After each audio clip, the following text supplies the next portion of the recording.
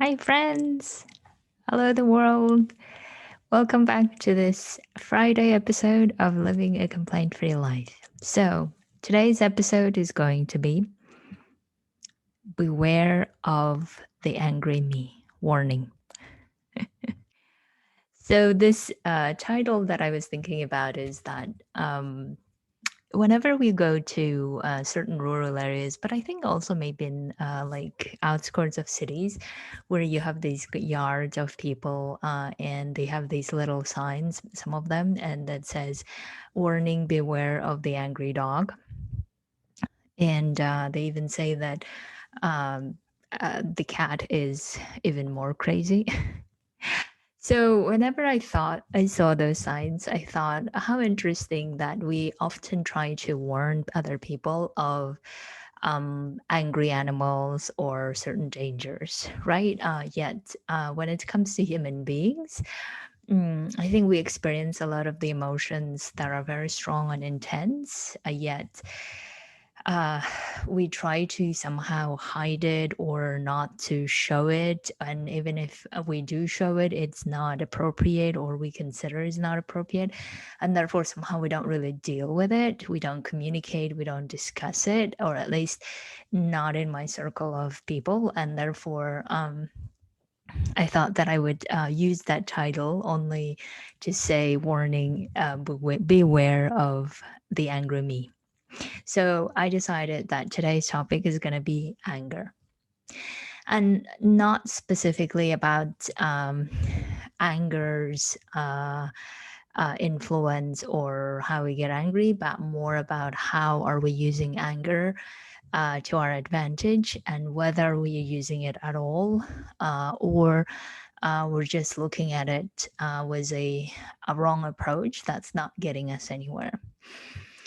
Because in my history of um, learning about these emotions, feelings, especially very intense ones, anger has been for me an issue that I considered an issue or problem for a long time. Because um, from my childhood, my father was someone who could be a wonderful father and all of a sudden very angry, that I would fear going and approaching him. And somehow I think I adopted that approach of not really knowing how to process anger, and therefore trying to avoid at all costs or suppress it. And if I can't suppress it and do anything about it, it like comes out all of a sudden in my interactions with other people, that I wouldn't know what to do with it. I would be like, oh my God, I got angry. Now I need to do something, or I need to hide away. So I would have this a lot of moments of just fearing anger, right? And then if my anger got out of me without my control, so to say, then I would be so devastated for having that, and then not to do what to do with it.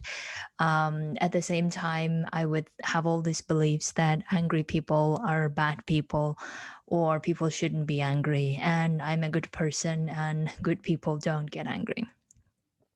So all of these layers and layers of shame, fear, and everything else around my anger, that eventually led me to keep being in that cycle and never being able to get out of it.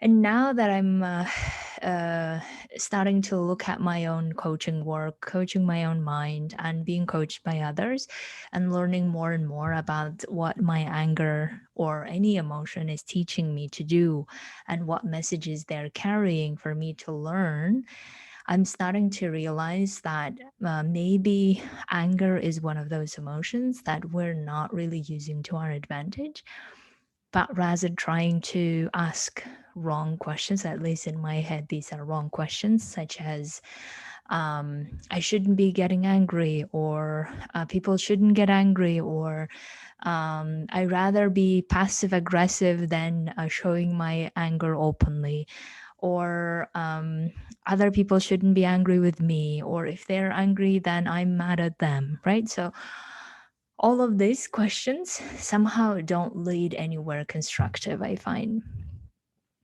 And at least this is what I have experienced so much.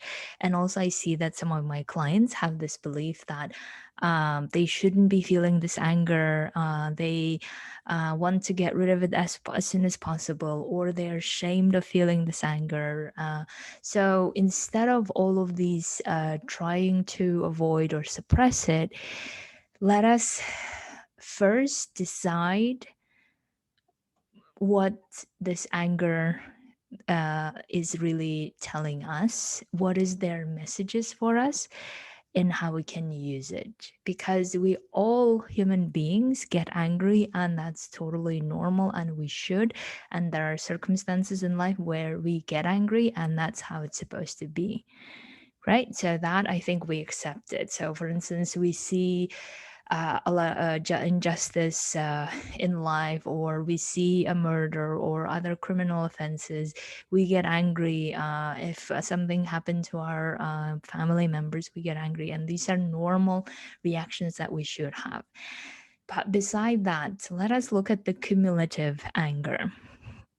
Right, the one that I'm talking about is where something irritates us a little bit, and then irritation grows, and then it gets to something else.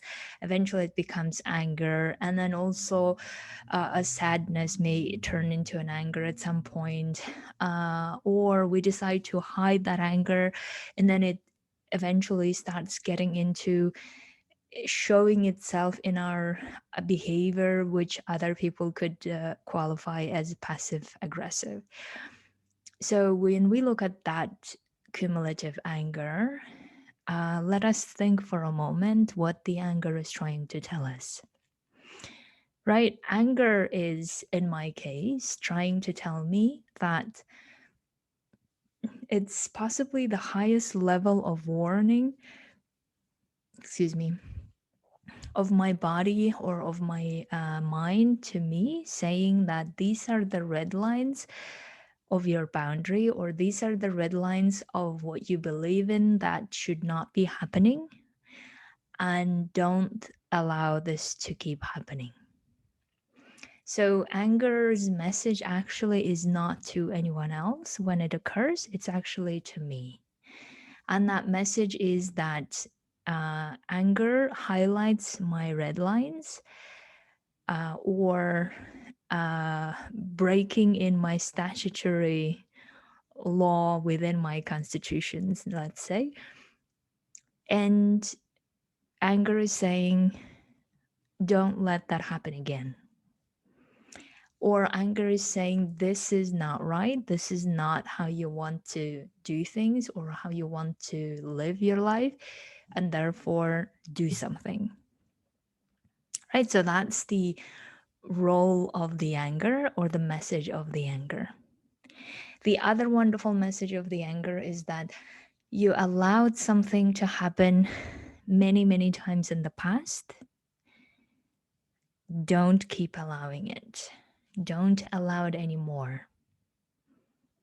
And when I hear those messages, and then I ask myself, aha, I see now that I kept allowing this happen. Meaning, for instance, if someone is treating me in a way that I don't want to be treated, or if I am treating myself in a way that I don't want to be treated, and anger appears, it means I don't want to be treated this way. So this is my red line. And how do I want to change it? What do I want to do? How do I communicate to the other person that this is not how I want to be treated? Right? So anger has a wonderful message that I just keep trying to avoid it by suppressing or hiding it, or avoiding looking at it, or fearing looking at it, because as soon as I keep doing that, I just wrap anger and shove it into a closet that I don't open. And then it just keeps coming up and trying to tell me what the message is. In other words, whenever I'm trying to hide it or shove it away, my anger is getting even more worried about me and telling me more and more where the problem lies that I need to fix. Now, obviously, when we're angry, we may not catch that message immediately, because when we're angry, we are in this state where it's very white and black, right? It's very all or nothing thinking, maybe, or it's a lot of fueled with judgment or many things else. And I think we make the mistake of showing the anger or trying to avoid showing the anger is somehow our focus at that moment, rather than whenever we're angry, just observing and acknowledging that anger is wiping through my body, for instance. Because by showing it to someone else that we're angry, or hiding to show to someone else we're angry, we are shifting the focus to something else that we are not really then getting anywhere, because our mind then is busy as to how to avoid or how to suppress. Rather, whenever we're angry, just acknowledging, yes, I'm angry. And when the anger comes through, I can also see how my body's reacting, what's happening, right? So once that anger goes through me, then it's time to ask myself, what's going on? Why my anger appeared all of a sudden? Especially if it was not supposed to in our minds, right? Or if it was very minor, yet we got so angry. It might mean that we have some things from the past that we haven't cleaned up. And therefore, our anger is now intensifying and showing up in places where usually other people wouldn't react that way. Or we actually do think that this is something of a matter that we need to really address. And therefore, anger is telling us, like a warning signal, right? Like a warning signal in our car, that where it says fuel is getting empty, do something. Or there might be a fire, get out of the building. Or something similar of a warning that's telling us that there is a red line, something is up that you don't want to do, or you want to do but it's not happening. Therefore, fix it or correct it or draw a line. So we can do that, of course, only after having let the anger go through us.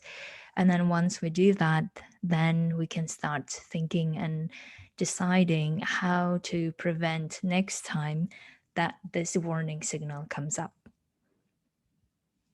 So to sum up, I really hope that we will finally decide to use anger to our advantage, and not to fear it, and not to think that anger is trying to harm us or trying to I don't know, make us look bad or something else. Because as soon as we start processing each of the emotion that comes up, allow them to go through us and also learn from them, we are likely to keep learning and more, not only about ourselves and not only about our reactions, but also for the future, prepare us for how we are going to communicate our anger, or how are we communicate what we really want, what we really need in a clear manner, so that we don't have to come to more intense emotions if we don't want to. And also it becomes more freeing to know when we don't fear these emotions anymore, because we know what they're trying to tell us. And every time they come up, we are like, oh, I wonder what went wrong this time in my body or in my value system, and what do I need to change. Okay, my friends, I hope you will think about your anger and think about how your anger is trying to tell you messages, what messages it's trying to tell you, or it has been, and you haven't really listened. And if you listen this time, take just one occasion and listen this time, and find out what you can do with it and how you can even trace it and say, okay, I got the message of my anger this time, and this is what I'm going to change. And then I will trace it and then see how is anger showing up next time in a similar situation. And then by self-correcting yourself, so to say, in the process, you can start not fearing these type of very intense emotions. Thank you so much. Have a wonderful, wonderful week. Bye.